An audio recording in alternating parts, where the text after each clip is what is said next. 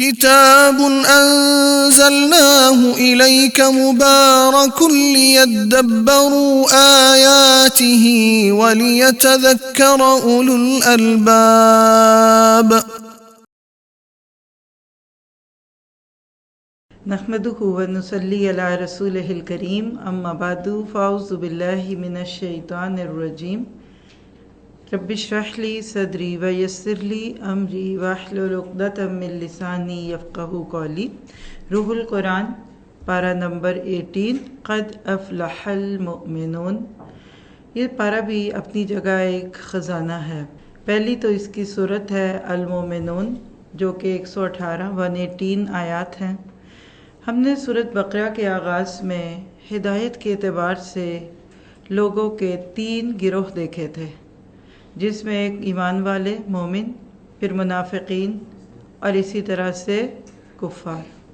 قرآن پاک کی خوبصورت ترتیب دیکھیے کہ انہی تینوں ناموں سے قرآن پاک میں مختلف صورتیں موجود ہیں، جن میں سے آج پہلی صورت المومنون ہم پڑھ رہے ہیں۔ سورۃ منافقون 28 پارے میں آئے گی اور سورۃ الکافرون 30 پارے میں۔ ہمارے لیے اس میں بہت ہی خوبصورت گول ہے کہ جب کبھی بھی کسی جگہ اسلامی معاشرہ بنے گا تو لوگ کیسے ہوں گے۔ تو آپ کہہ سکتے ہیں کہ تعمیر سیرت کے لیے بنیادی صفات جو درکار ہیں ان کا تذکرہ آیت 1 سے 11 1 to 11 میں ہے۔ قد افلح المؤمنون سے لے کر الذین یرثون الفردوس ہم فیہا خالدون۔ بے شک فلاح پائی ایمان والوں نے۔ ایمان والے کون ہوتے؟ جو اپنی نمازوں میں خشوع اختیار کرتے ہیں اور وہ لغو سے منہ پھیرتے ہیں، اور وہ زکوٰۃ کو ادا کرنے والے ہوتے ہیں، اور وہ لوگ اپنی شرمگاہوں کی حفاظت کرنے والے ہیں، سوائے اس کے کہ اپنی بیویوں اور اپنی ملکیت والوں کے لیے، بس ایسے لوگ ملامت کیے ہوئے میں سے نہیں ہیں۔ کوئی اس کے علاوہ اگر کوئی دوسرا راستہ ڈھونڈ لے تو یہی زیادتی کرنے والے ہیں یا حدوں سے بڑھنے والے ہیں۔ اور یہ وہ لوگ ہیں جو اپنی امانتوں اور اپنے عہدوں کی حفاظت کرتے ہیں، اور وہی لوگ ہیں جو کہ اپنی نمازوں کی حفاظت کرتے ہیں۔ یہ ہیں وہ لوگ جو وارث ہوں گے اور وہ جنت ورثے میں فردوس پائیں گے، جس میں وہ ہمیشہ رکھے جائیں گے۔ آپ اگر دیکھیں تو کتنے خوبصورت طریقے سے ایمان سے بات شروع ہوئی، پھر نمازوں کے خشوع پہ بات آئی، پھر لغویات سے اعراض کی بات ہوئی، پھر زکوٰۃ کی ادائیگی کی بات ہوئی، اور پھر اسی طرح فحش اور گندگی سے پاک رہتے ہوئے ایسے لوگ امانتوں اور عہدوں کی رعایت کرنے والے بن گئے، اور بات اینڈ پہ پھر نماز پہ پوری ہوئی۔ یہ ہے جی فلاح کا ایک ایجنڈا۔ دنیا میں بہت سارے لوگ کامیاب ہونا چاہتے ہیں، سکسیسفل ہونا چاہتے ہیں۔ قرآن نے مومن کی فلاح کا جو ایجنڈا دیا ہے، اس میں سب سے ٹاپ موسٹ نمازوں کا خشوع ہے۔ اپنی نمازوں میں خشوع اختیار کرنا۔ خشوع کیا ہے؟ کیا یہ کوئی آرٹیفیشل کیفیت ہے؟ کوئی وجد میں آ جانا ہے؟ کوئی خاص ایکشنز کا نام ہے؟ نہیں۔ خشوع کیا ہے کہ ایک انسان جب اللہ کے سامنے کھڑا ہو تو قیامت کے دن اس کے سامنے کھڑے ہونے کو یاد کرے، اور اس کیفیت سے اس کے اندر ایک لرزہ طاری ہو، اس کی آنکھ بہہ نکلے، اس کی نظر جھک جائے، اور ایک مجرم کی طرح جس کو عدالت کے کٹہرے میں کھڑا کر دیا جائے، مومن اپنے گناہوں کا اقرار کرتا جائے اور جو زبان سے ادا کرے اس کے دل کی پکار بنے۔ کیا میں اور آپ اس کرائیٹیرین پہ پورے اترتے ہیں؟ ہم اپنے آپ سے پوچھیں۔ اور جب نماز ایمان کے بدلے میں آتی ہے، اور اگر آپ دیکھیں تو بات تو شروع ایمان سے، قد افلح المؤمنون۔ لوگ کہتے ہیں کہ نماز سے بات شروع ہوتی ہے، اللہ نے ایمان سے شروع کی۔ سب سے پہلے دل میں سچا ایمان آتا ہے۔ جب آپ اللہ کو مان جاتے ہیں، ایمان کیا ہے؟ مان، پہچان۔ آپ اللہ کو اس کی ہستی کے ساتھ پا جاتے ہیں، وہ بہت بڑا، اللہ اکبر۔ کبھی آپ ایاک نعبد و ایاک نستعین پہ غور کرتے ہیں، کائنات کا نظام آپ کو چاروں طرف بول بول کے کہہ رہا ہے کہ ایک بہت بڑی ہستی اس کے پیچھے ہے۔ عموماً آپ اپنی ٹیکنیکل چیزوں کو دیکھتے ہیں کہ اس کو سیٹ کرنے میں کتنا وقت لگ جاتا ہے، کبھی ٹھیک ہو جاتی، کبھی نہیں، کبھی ٹائم لیتی، کبھی نہیں لیتی۔ چھوٹا سا سیٹ اپ، اور کہاں پورے زمین و آسمان۔ تو تو جب یہ کیفیت دل میں آتی ہے تو ایمان آتا ہے۔ بندے کے پاس اللہ کی وہ ہستی ایک بہت بڑے وجود کی صورت میں آتی نا، تو پھر نمازوں میں دل جھکتا ہے، فطری طور ہے۔ لکھ لے، ایمان کا لازمی نتیجہ خشوع فی الصلاۃ ہے۔ اور آپ کہتے یہ کیسے؟ آپ دنیا میں کسی بڑے کے سامنے پیش کیے جائیں، کیا حالت ہوتی ہے؟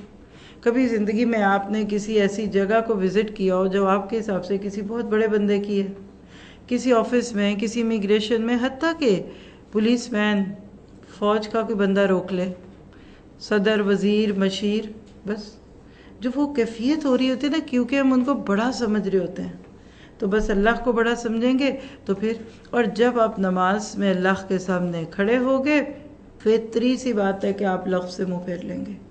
جب آپ کے سامنے اتنی خوبصورت چیز آ گئی تو آپ بیکار چیز کو کیوں دیکھیں گے؟ پھر آپ کو اپنے وقت کی قدر ہوگی۔ اور اسی طرح سے جب آپ لغویات سے منہ پھیرتے ہیں تو آپ کا تزکیہ ہونے لگتا ہے، مال کا بھی اور آپ کے وجود کا بھی۔ یا یہ نہیں کہا کہ وہ زکوٰۃ ادا کرتے ہیں، تزکیے کا کام کرتے ہیں، یعنی حالانکہ مکی صورتوں میں زکوٰۃ نہیں تھی، مراد یہ ہے کہ وہ زکوٰۃ ادا کرتے ہیں، ان کو اپنے مال کی فکر لگ جاتی ہے، اور پھر وہ شرمگاہوں کی حفاظت کرنے والے بن کر معاشرے کی تطہیر کا ذریعہ بنتے ہیں، اس معاشرے کے نسب کو بچا لیتے ہیں، اور پھر اپنی عہدوں اور امانتوں کی نگرانی کرتے ہیں۔ مومن کی زندگی ایک پابند زندگی ہوتی ہے، لوگ اس کے بارے میں پہلے سے سوچ لیتے ہیں کہ یہ ہمیں دھوکہ نہیں دے گا، یہ سچا ہے، یہ وعدے کا پکا ہے۔ اور پھر نمازوں کی حفاظت، نماز کی حفاظت کیا ہے کہ وقت پہ پڑھتے ہیں، سنت طریقے سے پڑھتے ہیں، نمازوں کو ٹالتے نہیں ہیں، اور نماز کا جو اثر جسم پہ ہونا چاہیے اس کو زائل نہیں ہونے دیتے۔ اور پھر اس کے بعد دیکھیے، من خشیت ربہم مشفقون، اپنے رب سے خوف کھا رہے ہوتے ہیں، کس بات کا؟ کہ وہ ہم سے ناراض نہ ہو جائے۔ مومن کا ڈر اللہ کے ساتھ جو ہوتا ہے نا، وہ کیسا ہوتا ہے؟ خشیت کا ہوتا ہے، اور یہ ہم پیچھے بھی پڑھ چکے، اس صورت میں آگے بھی پڑھیں گے۔ پھر آگے دیکھیے، بِآیاتِ ربہم یؤمنون، اپنے رب کی آیتوں پر ایمان لاتے ہیں۔ یہ آپ کے سامنے اس پوری صورت کا ایک خلاصہ بن رہا ہے کہ ایک مومن کیسا ہوتا ہے۔ پھر آپ دیکھیے، بِربہم لا یشرکون، اپنے رب کے ساتھ شرک نہیں کرتے، مومن کی زندگی میں شرک ہو نہیں سکتا۔ پھر آپ دیکھیے آگے ہم پڑھیں گے، ما اتوا وقلوبہم وجلہ، وہ جو کچھ کرتے ہیں دل ہی دل میں ڈرتے ہیں۔ مراد یہ ہے کہ کہیں یہ ہمارا ریجیکٹ نہ ہو جائے۔ یہ گناہ کر کے ڈرنے والے نہیں ہیں، نیکیاں کر کے بھی ڈرتے ہیں یہ لوگ۔ پھر یسارعون فی الخیرات، بھلائیوں اور نیکیوں میں جلدی کرتے ہیں۔ وہم لہا سابقون، نیکیوں میں ایک دوسرے سے سبقت لے جانے کی کوشش کرتے ہیں۔ تو یہ 12 نکات آج سے آپ اپنے لیے ہدف بنا لیں، 1 بائی 1 چیک کرتے جائیے اور کلک کرتے جائیں کہ ڈن ڈن الحمدللہ۔ کیونکہ آپ کا کردار ہو، آپ کے بچے کا کردار ہو، ہمارے گھر کے مردوں کا کردار ہو، اسلام کی جو اصل طاقت ہے وہ کردار ہے۔ علامہ اقبال نے کہا نا کہ خدا کرے تجھے عطا جدت کردار، قاری نظر آتا ہے حقیقت میں ہے قرآن۔ ان شروع کی آیات میں تو اللہ کے نبی کے بارے میں آپ کی زوجہ نے فرمایا تھا کہ آپ نے کیا قرآن کو نہیں دیکھا؟ کان خلقہ القرآن، آپ تو چلتے پھرتے قرآن تھے۔ پھر آپ دیکھیے کہ یہاں جو نماز کے خشوع کی خاص سے بات ہوئی، تو خشوع کے بغیر نماز ایسے ہے جیسے روح کے بغیر جسم، مردہ، لاش، ڈیڈ باڈی، میت۔ کیا ہم میت کو سنبھالتے ہیں؟ نہیں۔ آج اگر ہماری نمازیں خشوع سے خالی ہیں نا تو وہ بالکل ایک مردہ ہے۔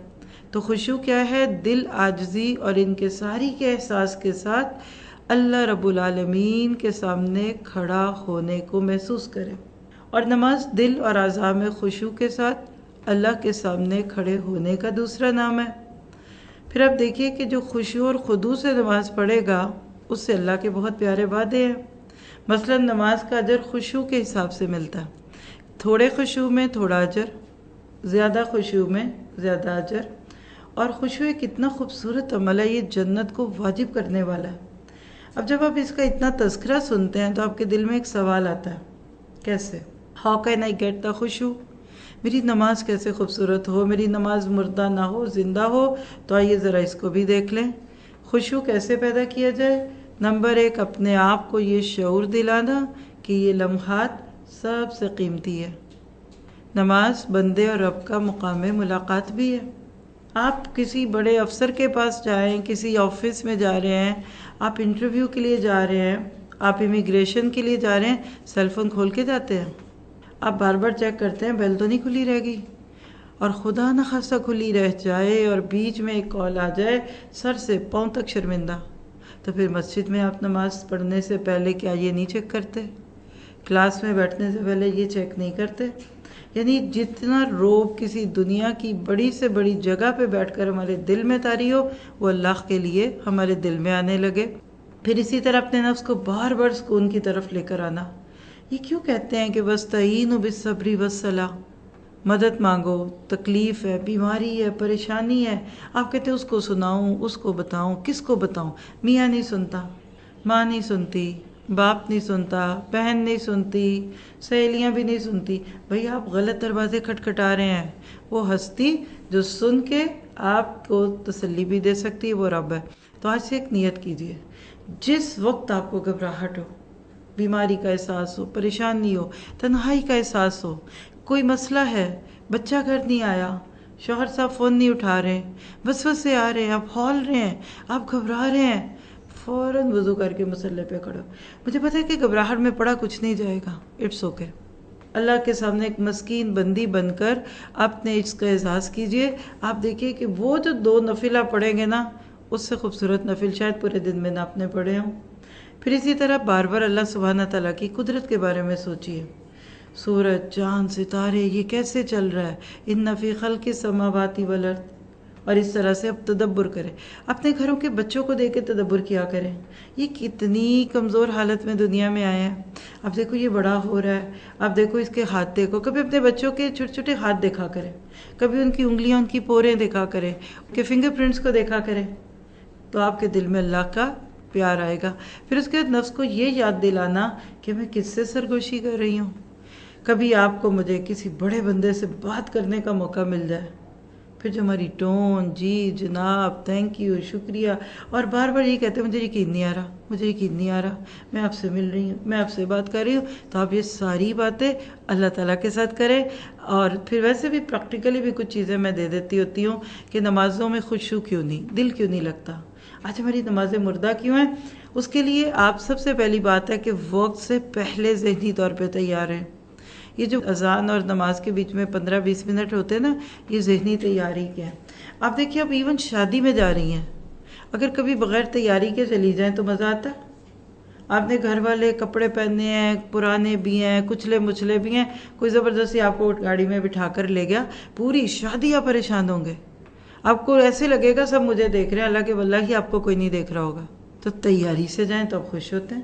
یہ جو ہم کسی کے آنے پہ تیار ہوتے ہیں، یا ہم کسی کے گھر جاتے ہیں تو تیار ہوتے ہیں، یا مسجد میں جاتے ہوئے یا کسی جگہ، یہ اصل میں ہم عزت دے رہے ہوتے ہیں کہ ہم بہت خوش ہیں، تھینک یو آپ نے ہمیں انوائٹ کیا، آپ ہمارے گھر آئے، ہم بہت خوش ہیں، محبت کا اظہار ہے۔ تو نماز کے لیے یہ سب کیا کریں، صاف ستھرے، اگر ممکن ہے تو 2-3 ڈبوں کے ساتھ شاور، صاف ستھرے، پلین، ایسے سافٹ کپڑے، پھر ایسے کپڑے پہنیے جو سرکے نہیں، دوپٹہ بار بار کھسک رہے تو مسئلہ ہوگا۔ پھر آپ کے سامنے کوئی ڈسٹریکشن نہیں ہونی چاہیے، گھر کا کوئی ایسا کونا اپنی نماز کے لیے چوز کرے کہ بالکل سامنے ایک سفید دیوار ہو اور آپ رب کے سامنے۔ کبھی کبھی بہت مخملی قسم کی ویلوٹی جائے نمازیں بھی ہمارے خشوع میں رکاوٹ بنتی ہیں، ہم وہ ڈبے گن رہے ہوتے ہیں، کلر کمبینیشن میں کھوئے ہوتے ہیں، کتنے اس میں سے ڈیزائن بنتے ہیں۔ اور پھر سب سے بڑی بات یہ ہے کہ اللہ کے سامنے کھڑے ہونے کو محسوس کیجئے۔ انشاءاللہ دن میں 5 بار آپ کو ایک ایسی ٹریننگ ملے گی، کچھ دن کے بعد آپ کو ایسے لگے گا کہ میں اللہ کے سامنے کھڑی ہوں۔ پھر اس کے بعد آگے اگر چلتے ہیں تو آیت 12 سے 16 میں انسانی تخلیق کے مراحل ہیں، آپ کی میری پیدائش کا ذکر ہے۔ وَلَقَدْ خَلَقْنَا الْإِنسَانَ مِنْ سُلَالَةٍ۔ آپ دیکھیے کہ اگر قرآن میں یہ سٹیپس نہ ہوتے تو میرا گمان ہے کہ نہ کوئی سائنٹسٹ یا ایمبریولوجسٹ تحقیق کرتا اور نہ یہ ساری کیفیات بتاتا۔ ہر 40 ڈیز کے بعد پیٹ میں بچے کی کیفیت چینج ہو رہی ہے۔ اللہ نے سلالہ، ست، ایکسٹریکٹ من طین، مٹی کا، آپ اور میں جو کھاتے ہیں اینڈ پہ وہ انرجی بنتا ہے۔ ایک بچے کے دنیا میں آنے کے اسباب کے بیچ میں جو چیز ہے، چاہے وہ ماں سے ہے یا باپ سے ہے، وہ مٹی سے نکلی ہوئی چیزیں کھا کر بنتی ہیں۔ قطرہ قطرہ اللہ جمع کر کے اس کو ماں کے پیٹ کے اندر، ایک رحم کے اندر ایک نطفے کی صورت میں وہ کرتا ہے، قرار مکین یوٹرس۔ آپ دیکھیے کیسے عورت چلتی ہے، پھرتی ہے، اٹھتی ہے، بیٹھتی ہے، اللہ بچے کی حفاظت کرتا ہے۔ پھر اس کے بعد اگلے مراحل بھی ہیں، اس پہ بھی غور کیجئے۔ آج تک ڈاکٹرز پوری کیفیت نہیں بتا سکے کہ پانی ہڈی میں کیسے بدلتا ہے، پانی بالوں میں کیسے بدلتا ہے، یہ خوبصورت چمکتی ہوئی چھوٹی چھوٹی آنکھوں میں کیسے بدل جاتا ہے، یہ ناخنوں میں پانی کیسے بدلتا ہے۔ تو اللہ سے دعا ہے کہ ہم بھی اپنے اوپر غور و فکر کرنے والے بنے، اور یہاں ایک کام لکھیے جن کے گھروں میں بیبیز ہیں، آج اس بچے کو اس نظر سے دیکھیے گا کہ وہ میرے رب کا ماسٹر پیس ہے۔ اس کے بعد آگے آیت 17 سے 22 میں اللہ تعالیٰ کی شان رزاقیت کا تذکرہ ہے۔ پہلے انسان کی تخلیق، اور اب یہ ہے کہ میں تمہیں کھلا کے رہا ہوں، تمہارے اوپر 7 آسمان 7 راستے ہیں، پھر ہم تم سے غافل تو نہیں ہیں، پھر ہم نے آسمان پیدا کیا اتنا جتنی تمہیں ضرورت ہے، اور اگر چاہیں تو لے جائیں، بارش نہیں ہوتی تو نہیں ہوتی۔ آج لوگوں نے مصنوعی بارش بنا لی، لیکن ہوتی بارش کو کوئی نہیں روک سکا، آتے طوفانوں کو، سیلابوں کو کوئی نہیں روک سکا، سونامی کو کوئی نہ روک سکا۔ یہ اللہ کی قدرت کی نشانی ہے۔ پھر آپ دیکھیے کہ کھجور اور انگور کے باغ، میوے بھی ہیں، تم بھی کھاتے ہو، اور ساتھ ہی پھر ایک درخت جس کو طور سینا یعنی شجرتن کے لفظ کے ساتھ ایک درخت کا تذکرہ کہ جو نکلتا ہے من طوری سینا، اور وہ کون سا ہے کہ جس میں سے تیل بھی نکلتا ہے، سالن بھی ہے کھانے والوں کے لیے، مراد ہے زیتون۔ ہمارے کلچر میں اتنا عام نہیں ہے، لیکن بہرحال یہ بہت تھا اس علاقے میں جہاں کی باتیں ہو رہی ہیں۔ اور پھر ایک اور عجیب سی چیز، وَإِنَّ لَكُمْ فِي الْأَنْعَامِ لَعِبْرَةً، اور ذرا جانوروں کو تو دیکھو، کیٹلز، چوپائے، مویشی، گائے، بھینس، بکری، اونٹ، ان سب کو دیکھو، ان کی فیمیلز تمہیں کیا دیتے ہیں، نُسْقِيكُم مِّمَّا فِي بُطُونِهَا، ہم پلاتے ہیں تم کو جو ان کے پیٹوں میں۔ یہاں سیدھا سے کہا جا سکتا تھا نا دودھ، ہم پلاتے سے کیا مراد ہے کہ آج کے بعد جب بھی دودھ استعمال کریں اللہ کا شکریہ ادا کریں، اللہ آپ یہ دودھ پلوا رہے ہیں۔ اب دیکھیے پیدا ہوتے ہی بچے کو جو جس طریقے سے دودھ مل رہا ہے کسی انسان کے بس میں ہے؟ بچے کو دودھ پینا کون سکھاتا ہے؟ اور اس سے لے کر آج تک ڈیری آئٹم سارے ذہن میں رکھ کر اس آیت پہ غور کیجئے، اور کہا تمہارے لیے اور بھی بہت فائدے ہیں اور اس میں سے تم کھاتے ہو، اور ساتھ ہی کشتیاں جن پہ تم سوار کیے جاتے ہو۔ کیا یہ باتیں کافی نہیں ہیں تمہیں اپنے رب کی شان کو سمجھنے کے لیے؟ تو کہیے کہ الحمدللہ رب العالمین۔ اس کے بعد اب انبیاء کرام کی کچھ باتیں ہوں گی۔ سب سے پہلے حضرت نوح علیہ السلام کی قوم کی کہانی، جس کا ایک پیغام کیا ہے کہ جسے اللہ رکھے اس سے کون چکھے، 23 سے 28 ہے۔ پیچھے بھی ہم پڑھ چکے، لیکن پیغام اس میں کیا ہے کہ توحید کے نام پہ ٹوٹی پھوٹی کشتیاں بھی زندگی کے تھپیڑوں میں بچ جائیں گی، ایڈورسٹی کے اوپر قابو پا لیں گی، لیکن اللہ کے انکار یا اس کے ساتھ شرک کے ساتھ بڑے بڑے پہاڑ بھی نہیں بچائیں گے۔ سورۃ ہود میں ہم بڑی ڈیٹیل سے قصہ پڑھ کر آئے ہیں کہ بیٹا باپ کی آنکھوں کے سامنے ڈوب گیا اور اللہ نے وہ 60-70 لوگوں کو بچا لیا۔ پھر اس میں حضرت نوح کی ایک دعا بڑے پیار سے آپ دیکھ لیجیے آیت 29 میں، قُل رَبِّ أَنزِلْنِي مُنزَلًا مُبَارَكًا وَأَنتَ خَيْرُ الْمُنزِلِينَ۔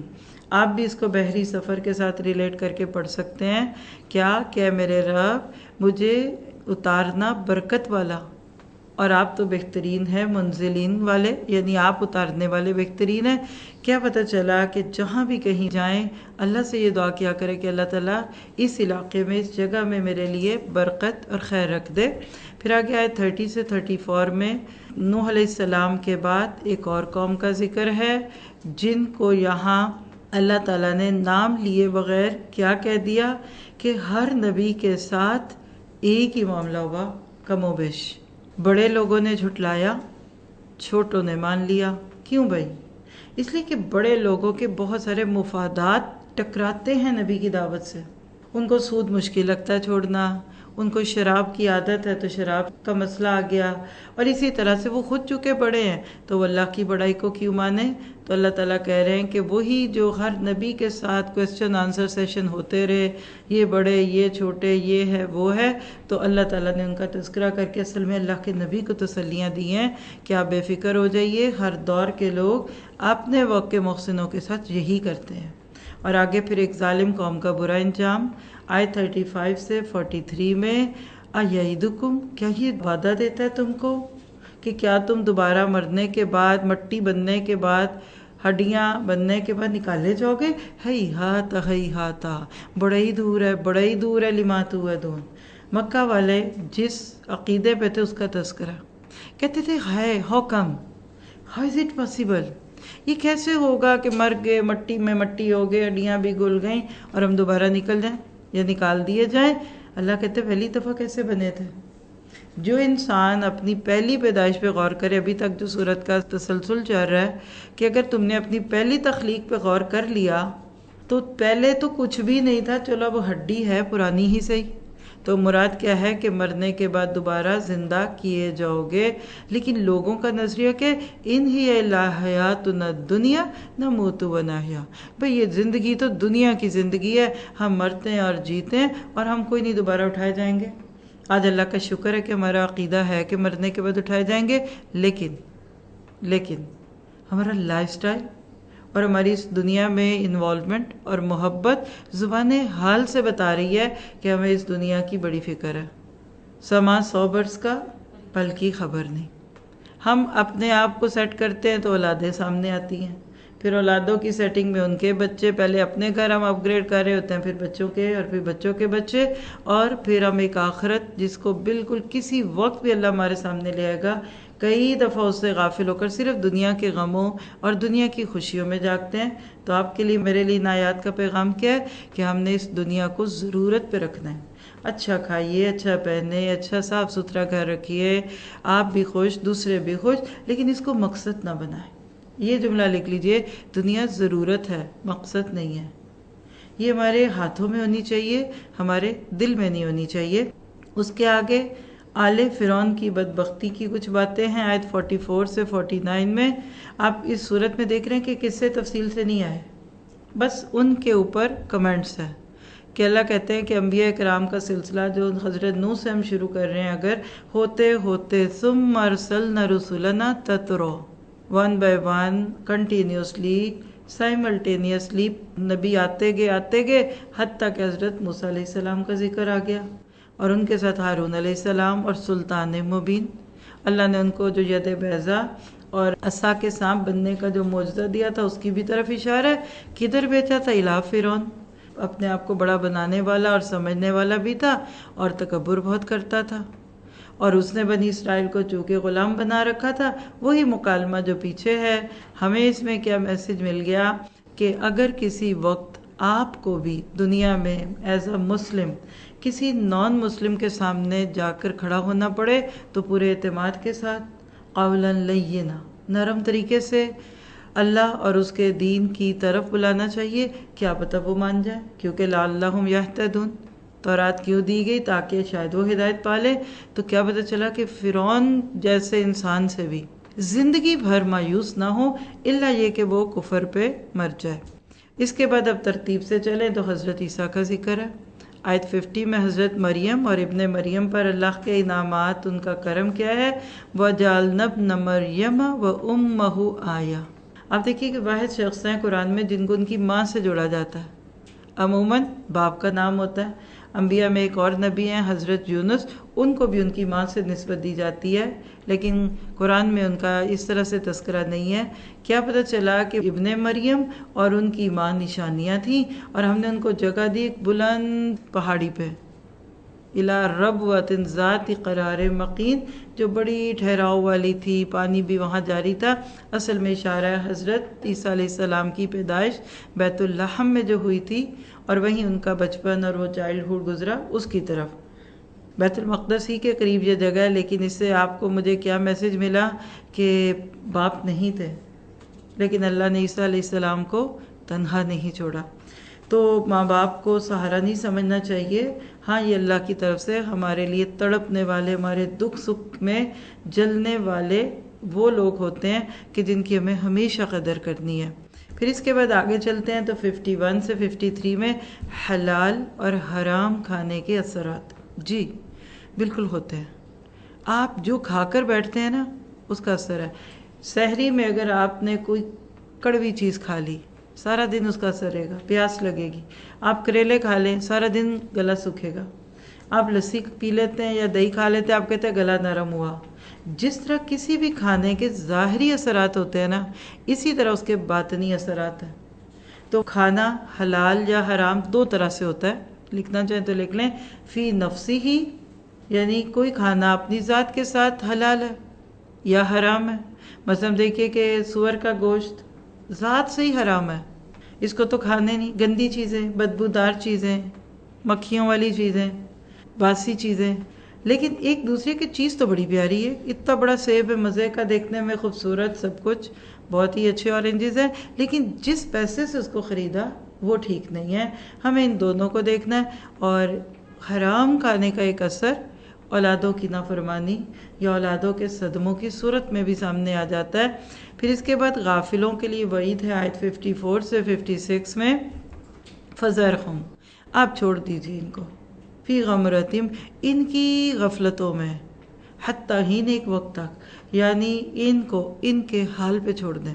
آپ دیکھیے آپ کسی انسان کے لیے بڑا تڑپتے ہیں، آپ کے دل میں اس کے لیے بڑی محبت ہوتی ہے. خاص طور پہ جو ماں کو پیار ہوتا ہے نا آپ سے، وہ دنیا میں کسی کو نہیں ہو سکتا. یہ لکھ کے رکھ لیں. ماں محبت کا ایک سمبل ہے. باپ کا بھی یہی حال ہے، لیکن مائیں چونکہ رقیق القلب ہوتی ہیں، ایموشنل ہوتی ہیں، اور آپ میں سے بہت سارے لوگ جانتے ہیں. لیکن اولاد کو ماں باپ سے وہ محبت نہیں ہوتی جو ماں باپ کو اولاد سے ہوتی ہے، کیونکہ یہی محبت ان کو اپنے بچوں سے ہوگی، کیونکہ انسان کا مستقبل ہوتا ہے، اس کو ہوتا ہے.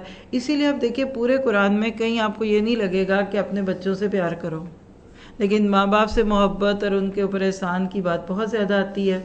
تو اللہ تعالیٰ نے ان آیات میں کیا بتا دیا کہ جن کو نافرمانیوں کے باوجود دنیا میں رزق ملا ہوا ہے یا وہ بہت موجیں کرتے دکھ رہے ہیں، آپ ان کے اوپر رشک نہ کریں.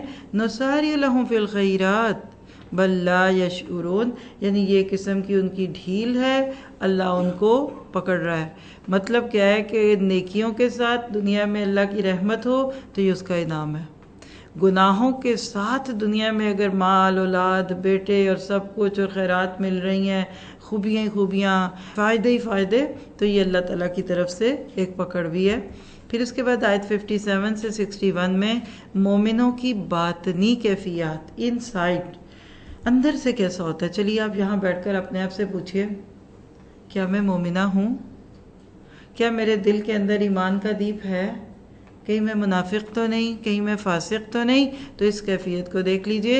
ان الذین هم من خشیۃ ربہم مشفقون، وہ اپنے رب کی خشیت سے ڈرتے رہتے ہیں. اور وہ لوگ جو اپنے رب کی آیتوں پر ایمان لاتے ہیں اور وہ اپنے رب کے ساتھ شرک نہیں کرتے، اور پھر وہ جو دیتے ہیں تو دیتے ہیں، اس کے باوجود ان کے دل ڈر رہے ہوتے ہیں کہ ہم نے اپنے رب کی طرف لوٹنا ہے. یہی لوگ ہیں جو جلدی کرنے والے ہیں نیکیوں میں، اور یہی آگے نکل جائیں گے. وہی بات جو شروع میں ہم نے دیکھی وہی آیت میں سے تھی. کیا پتہ چلا؟ حضرت عائشہ سے روایت ملتی ہے جس کا خلاصہ ہے کہ یہ آیت کیا ان لوگوں کے لیے جو گناہ کرتے ہیں، چوریاں ہو جاتی ہیں ان سے، کوئی گناہ ہوتے ہیں، پھر وہ ڈرتے ہیں. تو آپ نے کہا نہیں، وہ صدیق کی بیٹی صدیقہ رضی اللہ عنہا کہ اس سے مراد تو وہ لوگ ہیں جو نیکیاں کر کے بھی ڈرتے ہیں کہ پتہ نہیں اللہ کے یہاں قبول ہوگا نہیں. آپ اس کو ایک فیلنگ سے سمجھیے. آپ کسی بہت من پسند مہمان کے لیے کھانا بنا لیں، سب کچھ اچھا بنتا ہے، پھر بھی اینڈ پہ دل میں کیا ہوتا ہے؟ پتہ نہیں ان کو پسند آئے گا کہ نہیں، پتہ نہیں ان کے ٹیسٹ کا ہے کہ نہیں. اور کھانے کے علاوہ ہر چیز میں ہم یہی کرتے ہیں. تو بس اس کو اللہ تعالیٰ کے ساتھ رکھیے تو ہمیشہ نیکیاں کرتے ہوئے ڈرتے رہیے. كتاب أنزلناه إليك مبارك ليدبروا آياته وليتذكر أولو الألباب. كتاب أنزلناه إليك مبارك ليدبروا آياته آياته وليتذكر أولو الألباب.